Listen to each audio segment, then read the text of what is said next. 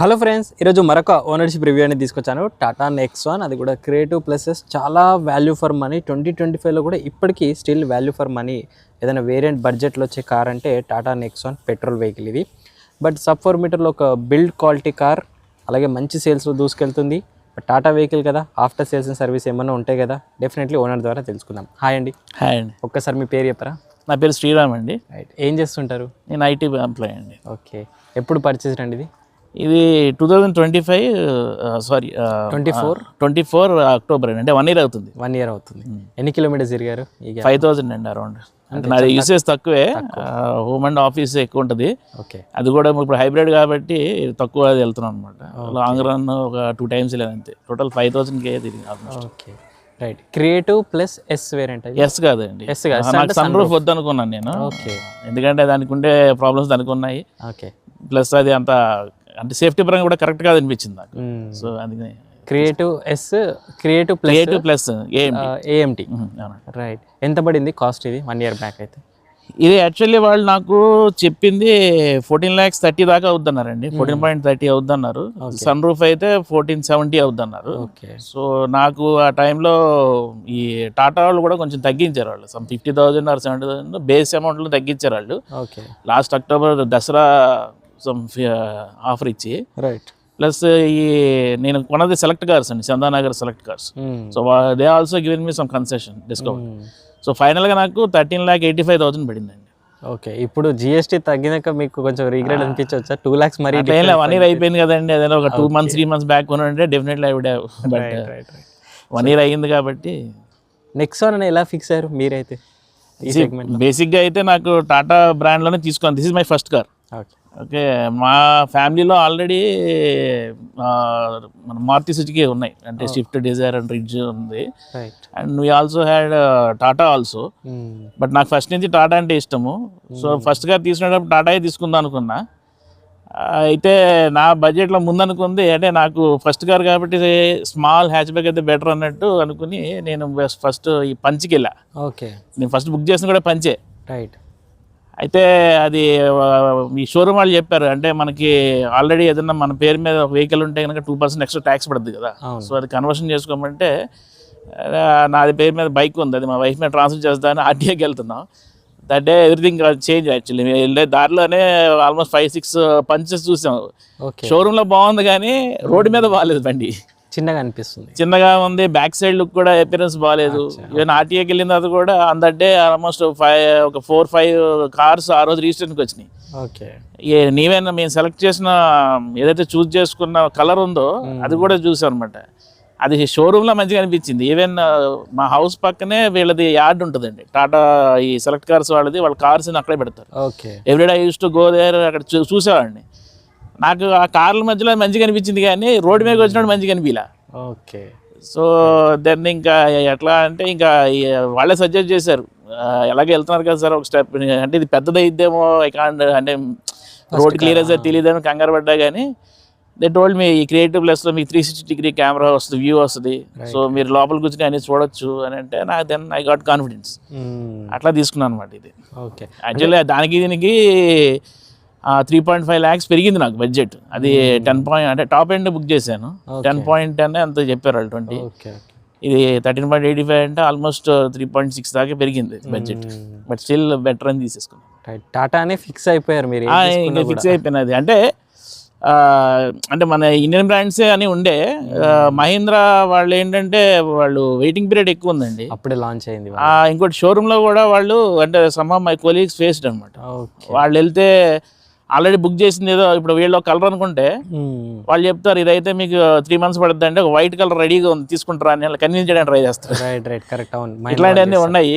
ఇక సరే ఇక టాటాకి. ఇంకోటి అది 3X అనుకో, అప్పుడప్పుడు 3X కన్నా బిఫోర్ ఉండేది 300.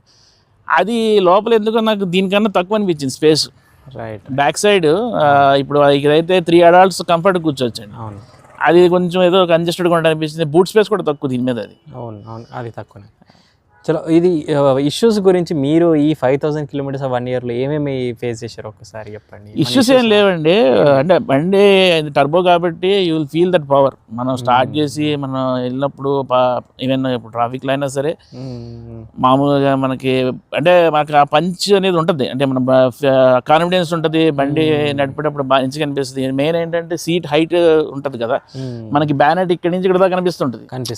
సో మీకు 360 కెమెరా ఉంది, ప్లస్ ఇది ఉండేటప్పటికి క్లియరెన్స్ బాగా అర్థమైంది. ఫస్ట్ టైం డ్రైవర్స్కి ఇది చాలా బాగా ఉపయోగపడుతుందండి. అంటే మీకు జనరల్గా ఫస్ట్ టైం కార్ తీసుకున్న వాళ్ళకి భయం ఎక్కువ ఉంటుంది, దేనైనా తగిలిస్తామేమో ఏమైనా అవుతుందేమో అని. దీంట్లో ఉంటే మీకు ఆ ఫియర్ ఉండదు. Even bumper to bumper traffic కూడా చాలా కాన్ఫిడెంట్గా వెళ్ళిపోవచ్చు. అయితే ఈ సేల్స్ ఓకే, కానీ సర్వీసింగే కొంచెం నాకు ఇష్యూస్ ఏం రాలా. కాకపోతే వాళ్ళు ఏంటంటే మనం చెప్పింది అనరు. బేసిక్గా నాకు అదొకటి అయ్యింది. అంటే నాకు బండి తీసుకున్నప్పుడు నేను లాంగ్ వెళ్ళున్నా, భువనగిరి అది వెళ్ళొచ్చాను, యాదగిరిగుట్ట అది. అప్పుడు నాకు 17.5 వచ్చింది మైలేజ్. అంటే ఇట్స్ లైక్ 80% ఈకో, 20% సిటీ డ్రైవ్లో వెళ్ళా. అది నాకు అప్పుడు 17.5 వచ్చింది. I was very happy. నేను అది ఫస్ట్ సర్వీసింగ్కి ఇచ్చినప్పుడు వాళ్ళ సాఫ్ట్వేర్ అప్డేట్ అది చేశారు. ఆ నెక్స్ట్ నేను లాంగ్ వెళ్ళా, అప్పుడు ఆల్మోస్ట్ 850 కిలోమీటర్స్ అది. అప్పుడు మాత్రం నాకు 15.5 అలా 15 అలా వచ్చింది. సర్వీస్ అయిన తర్వాత తగ్గిపోయింది, పెరుగుద్ది తగ్గింది. అప్పుడు నేను సెకండ్ సర్వీస్కి వెళ్ళినప్పుడు చెప్పా, ఇట్లా తగ్గింది బాబు నాకు. ఈవెన్ అప్పుడు విత్ ఇన్ ద సిటీ 9 వచ్చేది బిఫోర్, సెకండ్ సర్వీస్ అయిన తర్వాత 8కి పడింది అది. వాడు ఏమంటాడంటే మేము చేసేది ఏం లేదండి ఇందులో, మేము ఓన్లీ ఏంటంటే కన్జ్యూమబుల్స్ ఏమైనా ఉంటే అందుట్లో ఏమైనా ఇవన్నీ అంటే రీఫిల్ చేస్తాము, గ్రీజులు పెడతాం తప్పితే, కానీ అంతా కూడా అది ప్రోగ్రామింగ్ అంతా అది ఆలే సెట్ ఉంటుంది, మేము చేసేది ఏముంటుంది, ఫైన్ ట్యూన్ చేయడానికి ఏమి ఉండదు అని చెప్పి. Even I went to their manager also, వాళ్ళు అదే చెప్తాడు, మాకేం ఉండదండి. అంటే దే ఆర్ లెస్ ట్రైన్డ్ అండి, టు బి ఫ్రాంక్ చెప్పాలంటే. వాళ్ళకి ఏదో ఒక చెక్ లిస్ట్ ఇచ్చి ఆ చెక్ లిస్ట్ వరకు వాళ్ళకి నేర్పారు అనిపిస్తుంది. మనం ఆర్గ్యుమెంట్ చేసుకోవడం అనవసరం. ఇంకా థర్డ్ సర్వీసింగ్ అయిపోయింది మొన్నే. అదే అప్పుడు కూడా వాళ్ళు ఏంటంటే కొన్ని ఆప్షనల్వి వాళ్ళు యాడ్ చేసేస్తారండి. నాకు almost 2500 plus extra optionals add చేశారు వాళ్ళు. ఇది అవసరమా అంటే బెటర్ అన్న టైప్ కన్విన్స్ చేయడానికి చూస్తారు వాళ్ళు. అండర్ బాడీ రస్ట్ కోటింగ్ అని అది ఫస్ట్లోనే చెప్పాడు, నాకు అవసరం అని చెప్పాను నేను. ఇక్కడ ఏంటంటే వాడు ఈసారి వాడు ఆప్షనల్వి ఇంజన్కి వ్యాక్సింగ్ అన్నాడు. ఇంజన్కి వ్యాక్సింగ్ అంటే మొత్తం బ్లోయర్ పెట్టి క్లీన్ చేసి దానికి వ్యాక్స్ స్ప్రే చేస్తామన్నాడు. చేస్తాడు. నా నీట్గానే ఉందిరా బాబు, నువ్వేం చేయట్లేదు అని చెప్పి. రెండవది డిక్కీకి గ్రీజ్ అయ్యి పెడతాను. యాక్చువల్లీ వాడు కన్జ్యూమర్స్ సపరేట్గా వేస్తాడు అక్కడక్కడ గ్రీజ్ పెట్టడానికి, అది మీకు మాన్యువల్ ఉంటుంది. వాడు దానికి అడిషనల్గా సపరేట్ ఒక హెడర్లా చూపించి ఛార్జ్ చేయడానికి చూస్తాడు. సో మనం అదేంటంటే కొంచెం కాషియస్గా ఉండాలండి. అంటే మనకి మాన్యువల్లో వాళ్ళు ఆల్రెడీ మెన్షన్ చేశారు ఈ సర్వీసింగ్ ఈ షెడ్యూల్కి ఏమేమి ఉంటాయని.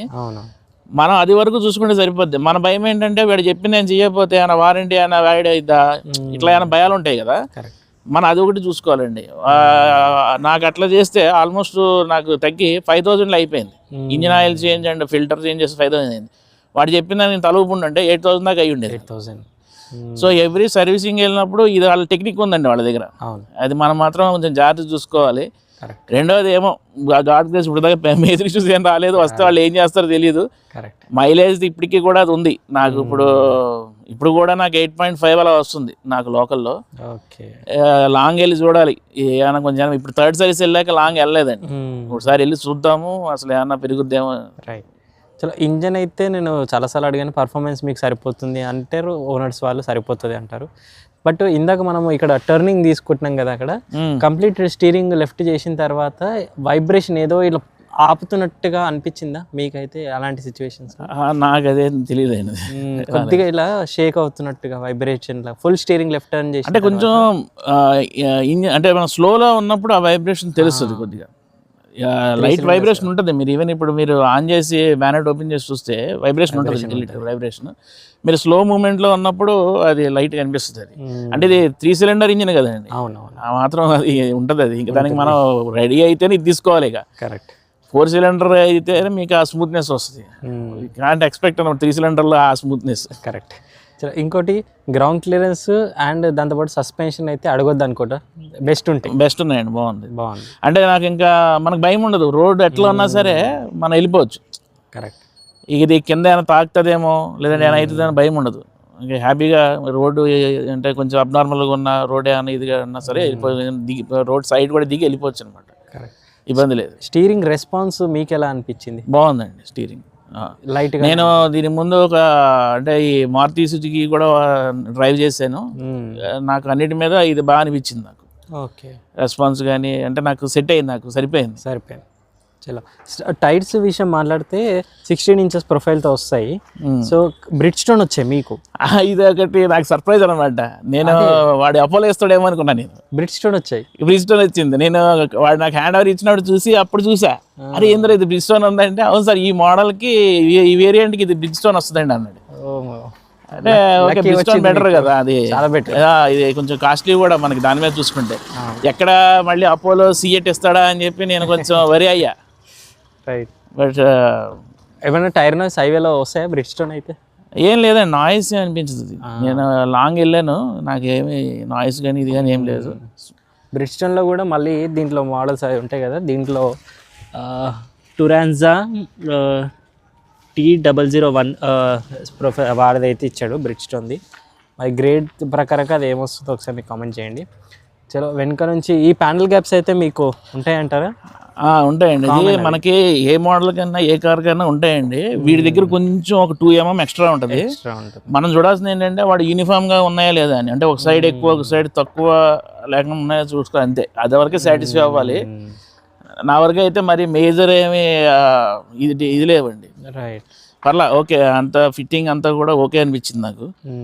మరి అంటే బయటికి కనపడేలాగా అబ్నార్మల్గా ఏమనిపించలేదు. ఓకే, ఈ వేరియంట్లో వైపర్ వచ్చి వైపర్ పైన దాంట్లోనే ఉంటుంది, అయితే ఈ డీఫాగర్ ఉండదండి. రైట్, దీని నెక్స్ట్ వెర్షన్ ఉంది కదా ఫియర్లెస్, ఇది వాల్యూ ఫర్ మనీ ఎడిషన్ అండి. ఇది దీని ఫియర్లెస్ నన్ను అడిగితే ఓన్లీ మనకి ఒక అందులో 2 కలర్స్ ఓన్లీ దానికే ఇచ్చాడు. ఓకే, మీకు లోయర్ వెర్షన్ లో కలర్స్ ఉండవు. వైలెట్ కలర్, ఆ కలర్ మీద క్రేజ్ ఉండి తీసుకోవాలి తప్పితే కానీ వాడు ఇచ్చింది ఏంటంటే ఈ రియర్ సైడ్ ఇది డీఫాగర్ ఒకటి వైర్లెస్ ఛార్జర్ ఒకటి ఇస్తాడు. రైట్, అది పనిచేయదు. నాకు ఆల్రెడీ దాని మీద ఫీడ్బ్యాక్ వచ్చింది, ఎందుకంటే మనం డిఫరెంట్ మొబైల్స్ వాడతాం కదా, వాడు అన్నిటికీ కాంపాక్టబుల్గా ఇవ్వలేదండి అది. రైట్, దాంట్లో కొన్ని బాగా పనిచేస్తుంది, కొన్నిట్లో ఇష్యూ ఉందని చెప్పి వచ్చింది. కరెక్ట్. బ్రేకింగ్ విషయం మీకైతే ఓన్లీ డిస్క్ ఫ్రంట్ మాత్రమే వస్తాయి. బట్ ఓకేనే అండి, మనకి సిటీలో కాన్ఫిడెంట్గానే ఉంటుంది. మనం బ్రేక్ వేస్తే బండి ఆగుతుంది. ఆటోమేటిక్ కార్ కాబట్టి క్లచ్ లేకుండా కూడా బ్రేక్స్ అనేవి దాంట్లోనే ఉంటాయి కదా. అవునండి. సో అలాంటిది ఎప్పుడైనా స్కేరీ సిచ్యువేషన్ ఎప్పుడైనా వచ్చిందా? లేదండి, మాన్యువల్ అయితే కంట్రోల్ చేసుకోవచ్చు, మనం మాన్యువల్ గా అంటాం, ఆటోమేటిక్ కదా. ఏమో అంటే ఒక 100+ వెళ్ళిపోయేది, సడన్ గా బ్రేక్ కొడితే ఏమైంది చూడలేదు. సిటీలో అయితే బంపర్ టు బంపర్ వెళ్ళినప్పుడు అయితే ఓకే, మనం ఎక్కడ కూడా తగిలేస్తే మన భయం లేదు, దూరం నుంచి మనం బ్రేక్ వేస్తే కరెక్ట్గా ఆగుతుంది, మనం అనుకున్న చోట ఆగుతుంది. మెయిన్ సీటింగ్ కంఫర్ట్ అయితే సాటిస్ఫైడ్ బాగుంటుందండి. అంటే మీకు ఒక 2 అడల్ట్స్ ఒక కిడ్, ఒక 10-13 years కిడ్ అయితే రైట్ కంఫర్ట్గా లాంగ్ జర్నీ అంతా వెళ్ళిపోవచ్చు. క్రియేటివ్ ప్లస్ వేరియంట్లో మనకు స్క్రీన్ అనేది లార్జ్ స్క్రీన్ వస్తుంది. టాప్ ఎండ్లో వచ్చే వరకు కొంచెం షార్ప్ ఉండి ఇక్కడ వరకు వస్తుంది స్క్రీన్ అనేది మొత్తం. ఈ ఎడ్జెస్ కొంచెం కట్ చేస్తాడు ఇక్కడ కాస్ట్లో. బట్ ఈ స్క్రీన్తో మీకేమైనా ఇష్యూస్ టాటాలో అడుగుతుంటారు? స్క్రీన్ ఇష్యూ ఏం లేదు కానండి, ఇది ఆండ్రాయిడ్ ఆటో కనెక్ట్ అవుతుంది. సమ్ టైమ్స్ అది ఆటో కనెక్ట్ అవ్వడం డిస్కనెక్ట్ అవ్వడం అట్లా కొంచెం గ్లిచ్ వస్తుంది. అయితే ఆటోమేటిక్గా సెట్ అవుతుంది అది. ఓన్లీ 1 time నాకు ప్రాబ్లం చేసింది. ఎప్పుడు వస్తుంది అంటే, ఇప్పుడు మన ఫోన్ ఆల్రెడీ ఏదన్నా మైక్రోఫోన్స్ మన ఇయర్ ఫోన్స్కి కనెక్ట్ చేసి ఉన్నాం అనుకోండి, బిఫోర్ మనం గెటింగ్ ఇన్ టు కార్ మనం కనెక్ట్ చేసి ఉంటుంటే కనుక ఇది ఆండ్రాయిడ్ ఆటో కనెక్ట్ కాదు, అది ఫోన్ కింద కనెక్ట్ అవుతుంది అంటే మామూలు మైక్రోఫోన్స్ కనెక్ట్ అవుతుంది. అది మీకు అది హంగ్ లాగా అయిపోద్ది అనమాట. బ్లూటూత్ ఆల్రెడీ అక్కడ కనెక్ట్, మనం ఈవెన్ డిస్కనెక్ట్ చేసినా సరే అది కనెక్ట్ కాదు. ఈవెన్ మీరు కార్ ఆఫ్ చేసి మళ్ళీ స్టార్ట్ చేసినా కూడా అది అట్లాగే ఉంటుంది. ఓకే, మరి ఎలా సాల్వ్ అవుతుంది? దానికి ఇది మాన్యువల్లోనే ఇచ్చాడు. ఈ ఇన్ఫోటైన్మెంట్ సిస్టమ్ రీసెట్ చేయాలన్నమాట. దానికి బటన్స్ ఇచ్చి 2 buttons ఉంటాయి. అది ప్రొసీజర్ ఉందండి. అది చేస్తే ఒకసారి మళ్ళీ అది ఒకసారి రీస్టార్ట్ అవుతుంది, అంటే హార్డ్ రీబూట్ అనమాట. అప్పుడు అది ఫిక్స్ అవుతుంది. నాకు అట్లా 2 times అయ్యింది. నేను అది సర్వీస్ సెంటర్లో అడిగితే కూడా వాడికి తెలియదు. ఇది మనం మామూలుగా R&D చేసి ఆయన మాన్యువల్ చూసి చేసుకోవాలి, అది నాకు అర్థమైంది ఏంటంటే, మనం కార్లోకి వచ్చే ముందు ఏమన్నా మనం ఆల్రెడీ ఏమైనా హెడ్ ఫోన్స్ కూడా కనెక్ట్ చేస్తుంటే వాటిని మనం అన్పేర్ చేసేసి అదే ఆఫ్ చేసేసి, అప్పుడు కరెక్ట్గా ఇష్యూ రాకుండా ఉంటుంది. అంటే టాటా కార్ కొన్న వాళ్ళు హెడ్ ఫోన్స్ యూజ్ చేయొద్దని వాళ్ళ ఉద్దేశం. ఏమో మరి అది నాకు అది స్ట్రెయిన్ అనిపించింది. ఇక టచ్ అయితే బాగుంటుందండి. అంటే మనకి ఈవెన్ ఇప్పుడు మనం గోయింగ్ ఆల్సో మనం ఏదైనా టచ్ చేస్తే కూడా ఈజీగా ఉంటుంది. ఏదన్నా మనం సెలెక్ట్ చేయాలన్నా ఒకటే ఇష్యూ, అదొకటే కొంచెం ఒక్కొక్కసారి ఏంటంటే కనెక్ట్ అవ్వడానికి టైం తీసుకుంటుంది. ఒక్కొక్కసారి ఆల్రెడీ ముందుగానే మనం ఇయర్ ఫోన్స్ కనెక్ట్ చేసి ఉంటే మాత్రం మర్చిపోకుండా ప్రాబ్లం వస్తుంది. అదొకటి చూసుకోవాలండి. ఏమో నా దానికే ఉందో లేదంటే ఈ మోడల్ అన్నీ ఉంటాయో తెలియదు. షోరూమ్ నుంచి అయితే అదే సర్వీస్ సెంటర్ నుంచి అయితే నాకు అది హెల్ప్ రాలా. Okay right. ఈ సీట్ కవర్స్ యాక్చువల్గా వస్తాయంటారా దీనికే? ఇది నేను షోరూంలోనే తీసుకున్నానండి.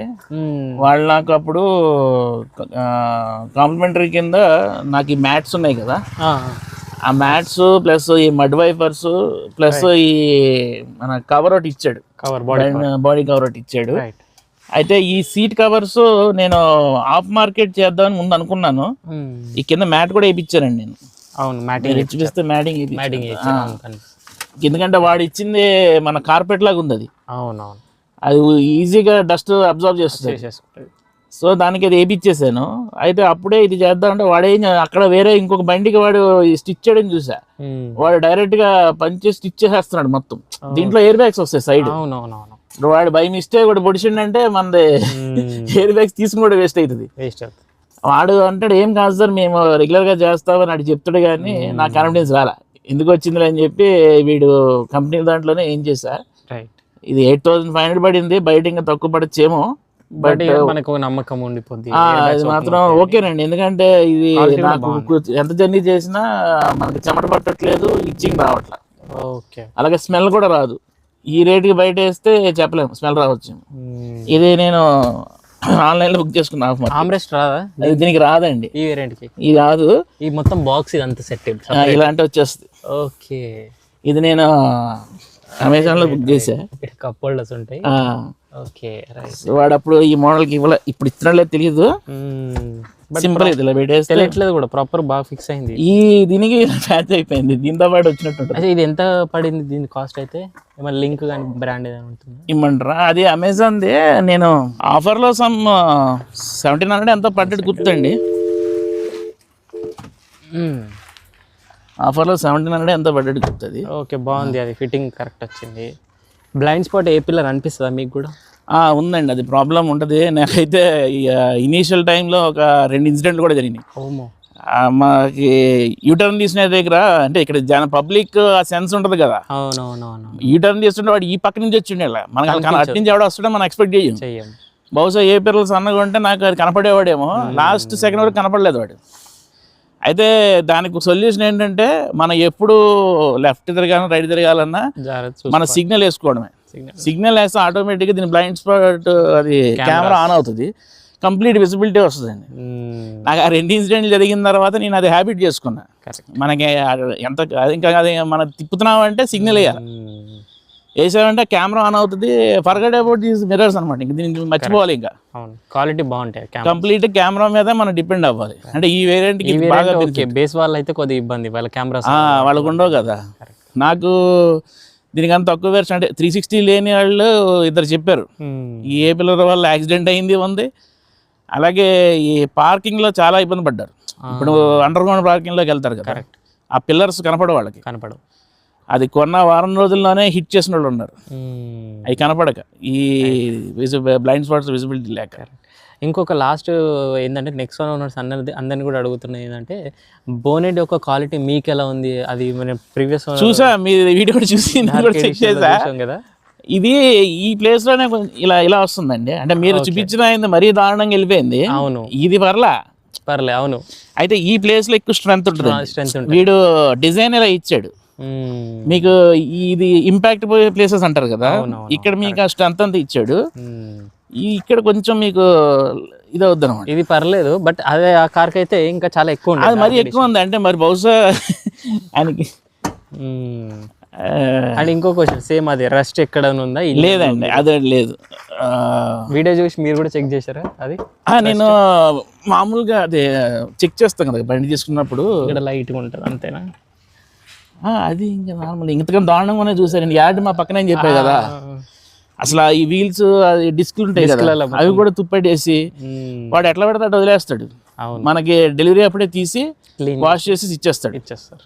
సో ఇంటర్నల్ పార్ట్స్ తుప్పెట్టిని వాడు చేయడు కదా, పైన వాష్ చేస్తాడు. కానీ ఇక్కడైతే అన్నిటికీ ఉంటుంది. ఇది గ్యాస్ కిట్ కాడ అది అంటారు. అండ్ అక్కడ రస్ట్ కనిపిస్తుంది. సి అక్కడ అక్కడ రెస్ట్ ఉంది, అక్కడ రెస్ట్ వస్తుంది. ఇది వచ్చినప్పుడే ఉందో తర్వాత వచ్చింది లేదు, ఎందుకంటే 1 year అవుతుంది కదా. బట్ మీ వీడియోలో ఒక దాంట్లో చూస్తే బాగా ఎక్కువ ఉంది రెస్ట్. ఇట్లాంటివి స్టెయిన్లెస్ లాగా ఇచ్చి ఉంటే చిన్న బాగుండేది. spread కాకుండా ఇంజన్ కదా మెయిన్ దీన్ని. మీకు ఆ ప్రీమియం ఎపిరెన్స్ రాదండి.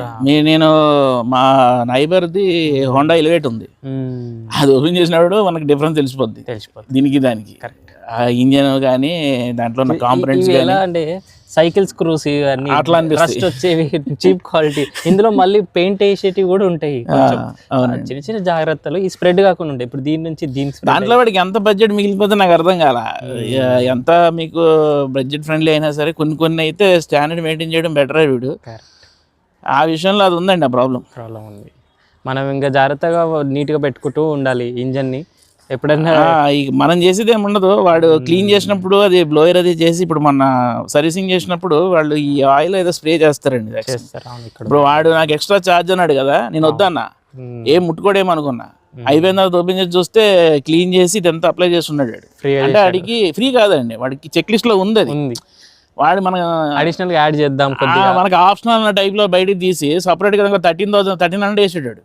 నేను వద్దురా అన్న, బట్ అలా కుదరదు కదా, వాడు చెయ్యాలి కదా, చేసాడు. ఇది కొంచెం మనం స్మార్ట్ గా ఉండాలి. 100 ఓన్లీ ఇది క్లీన్ చేసి స్ప్రే చేస్తే 1300 అండి. 250-300 అంటే ఏదో అనుకోవచ్చు. అదే వాళ్ళు కొంచెం అది ఇదిగా ఉందండి. అది మన సర్వీస్ సెంటర్కి వెళ్ళినప్పుడు కొంచెం నాకు తెలిసి అందుకేనేమో రస్ట్ ఇచ్చిన తర్వాత ఇలాంటి ఎక్స్ట్రా పెడతారు వాళ్ళు. అవును, రస్ట్ ఇస్తారు వాళ్ళే, ప్లస్ ఇలాంటివి చేయించుకోండి లేదంటే మీకు డ్యామేజ్ అన్నట్టుగా. నాకు ఫస్ట్ సర్వీసింగ్ వెళ్ళగానే కిందంతా చేయాలని చెప్పాడు వాడు. అండర్ బాడీ రెస్ట్ చేయాలన్నాడు. కరెక్ట్. అయితే నేను ఒకటి అనుకున్నా, వాడు మ్యానుఫ్యాక్చర్ ఇచ్చాడంటే మరీ అంత దారుణంగా ఇవ్వలే, వాడికి గ్యాల్వనైజ్ కోటింగ్ ఏదో ఉంటుంది దానికి. సరే, ఆ తర్వాత కొన్ని రోజుల తర్వాత చూసుకుందాం. నేనేమి ఎక్కువ పెట్టదలుచుకోలే, ఆల్రెడీ మనం టాప్ బ్రాండ్ తీసుకుంటున్నాం కదండి. ఫీజులో దీనికి పెద్ద డిఫరెన్సెస్ ఏం లేవు. ఇంకా అంతా పెట్టి మళ్ళీ అడిషనల్ ఇంకెందుకు పెట్టేది ఇంకా అని చెప్పి నేను ఎక్స్ట్రా కూడా ఏం పెట్టించలా. ఈవెన్ సైడ్ ఫుట్ రెస్ట్లు కానీ చాలా మంది ఎయిట్స్ ఉన్నారు, ఎందుకంటే ఎక్కువ ఉంది. దాంట్లో ఒక ప్రాబ్లం ఉందండి. లాంగ్ రన్ లో ఏమవుతుందంటే, ఇప్పుడు దాని కింద మీకు చెయ్యలదు. కరెక్ట్. ఈ వాష్ చేసినప్పుడు అప్పుడు దీని కిందకి హ్యాండ్ పోదు, వాడు పైన క్లీన్ చేసి వదిలేస్తాడు. ఆ ప్లేస్ లో మీకు రస్ట్ వచ్చి హోల్ కూడా పడిపోతుంది. కరెక్ట్. ఇది ప్రాక్టికల్గా మేము చూసాం కొన్ని బళ్ళకి.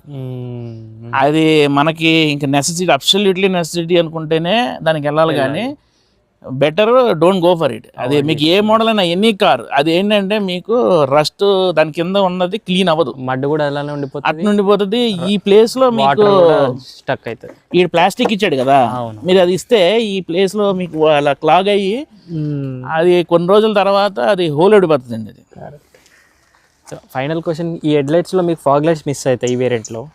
నేను వేయించుకోవాలా, ఎందుకంటే నేను లాంగ్ వెళ్ళా కానీ నైట్ కూడా ట్రావెల్ చేశాను, నాకేం పెద్దగా ఏమి ఇబ్బంది అనిపించలా. సరిపోతుంది. మేబీ ఫ్యూచర్ లో ఏమన్నా వేయించాలంటే వేయించుకోవాలి. అదే కంపెనీలో ఏం చేసుకోవచ్చు, అదే షోరూమ్ లో వేయచ్చు. వైట్ కలర్ వస్తాయి, వైట్ కలర్ ప్రొజెక్టర్ తో వస్తాయి. అవునండి, LED white colour white colour తో వస్తాయి. త్రూ అయితే సరిపోతుంది. బట్ ఇంకా హైవే రైడ్స్, లాంగ్ నైట్ ఎక్కువ వెళ్ళే వాళ్ళకైతే నాకు కావాలేమో. ప్రస్తుతానికి అయితే నాకు అంత అవసరం లేదని వేయించలేదు నేను. బట్ ఏమో ఫ్యూచర్ అది ఉంటే బాగుంటుంది కదా చూడడానికి. కరెక్ట్. అవును. చలో, ఇంతకు మించి ఇంకేం లేవు. టాటా ఏమైనా బెటర్ చేసుకోవాల్సినవి మీ ఎక్స్పీరియన్స్తో? సర్వీసింగ్ ఒకటండి, వాళ్ళు ట్రైనింగ్ ఇవ్వాలి, వాళ్ళకి ట్రైనింగ్ ఇవ్వాలి. ఎందుకంటే ఇవాళ రేపు ఎవరు అంటే అంతా ఏమీ తెలియకుండా వెహికల్ కొనట్లేదు ఎవరు. కరెక్ట్. అవును. కొంచెం దాని మీద స్టడీ చేసి ఏదైనా ఇష్యూ ఉంటే కూడా ముందు రీసెర్చ్ చేసి వెళ్తున్నారు అక్కడికి. అవును. అక్కడికి వెళ్ళిన తర్వాత వాళ్ళు మరీ లేమెన్ ట్రీట్ చేసినట్టు ట్రీట్ చేయడం, అట్లా ఇచ్చే సమాధానాలు కూడా అలా ఉండడం. మెయిన్ అక్కడ ఉన్న క్యాండిడేట్ ఏంటంటే టెక్నికల్గా కొంచెం సౌండ్ఫుల్ అన్నట్టు అనిపించాలి. అది అక్కడ మెయిన్, అక్కడే సర్వీస్ బాగాలేదంటే మెయిన్ అక్కడే వస్తుందండి. కరెక్ట్. వాడు ఇచ్చే సమాధానాలకి మర్చిపోతుంది ఒక్కొక్కడికి. ఇప్పుడు ఈ సెన్సర్స్ ఉంటాయి, ఇది కంప్లీట్ అన్ని సెన్సర్స్ మీద డిపెండ్ అయ్యి ఉంటుంది. మనం దాని గురించి అడిగా అనుకోండి, వాళ్ళకి పూర్తిగా అవగాహన లేదు. పోనీ వాళ్ళు ఏమైనా మల్టిపుల్ బ్రాండ్స్ చేస్తున్నారు, అందువల్ల దీని మీద వాళ్ళకి ఎక్స్పర్టీస్ లేవనుకుంటే ఏం లేదు. వాడిది ఏమో స్పెసిఫిక్గా అదే బ్రాండ్ చేస్తాడు, టాటా బ్రాండ్. మరి అట్లాంటప్పుడు మీకు కంప్లీట్ తెలియాలి కదా దాని గురించి, ఇన్ అండ్ అవుట్. ఈవెన్ ఇది నాకు ఈ డబుల్ స్టార్ నచ్చలా, హైడ్ చేసేది. ఇప్పుడు ఆ షోరూంలో అంటే మీకు క్లియర్గా ఇన్ఫర్మేషన్ రాదు. ఇప్పుడు నాది 3rd సర్వీసింగ్ అయింది, నెక్స్ట్ సర్వీసింగ్ షెడ్యూల్ ఎప్పుడు అంటే మాన్యువల్లో ఉంటుంది 18 months అని. నువ్వేమేం చేస్తావు అంటే ఆ టైంకి ఆ షెడ్యూల్లో వచ్చినాయి అప్పుడు చూసి అప్పుడు చెప్తావండి అంటాడు. ఎట్లా చెప్తావు అట్లా? నీకు ఫిక్స్డ్ ఉంటుంది కదా, ఉంటుంది. నీకు మాన్యువల్ ఇచ్చాడంటే అది నీ నోటికి రావాలి. అది ఒక 2-wheeler యాక్చువల్గా ఉంటే కూడా దాని ప్రాపర్ ఇది ఉంటుంది. వాడు అది చెప్పాలి, వాడు చెప్పడు. వాడు ఏంటంటే వాడి ఉద్దేశం ఏంటంటే ఆ టైంకి వెళ్తే వాడు ఒకటి లిస్ట్ ఇస్తాడు మనకు, ఒకటి కస్టమైజ్డ్. కరెక్ట్. మనకి కంపెనీ ఎలా, నాకు అర్థమైంది ఏంటంటే టోటల్గా అంటే ఇప్పుడు ఇయర్లీ 2 వస్తున్నాయండి సర్వీసింగ్స్. ఒక 15,000 or 16,000 దాకా టచ్ ఎలాగ ఉన్నది వాడు ఇచ్చింది. ఈ వీడు ఇంకా ఒక 20,000 చేసేలాగా ఉన్నాడు, చేస్తున్నారు.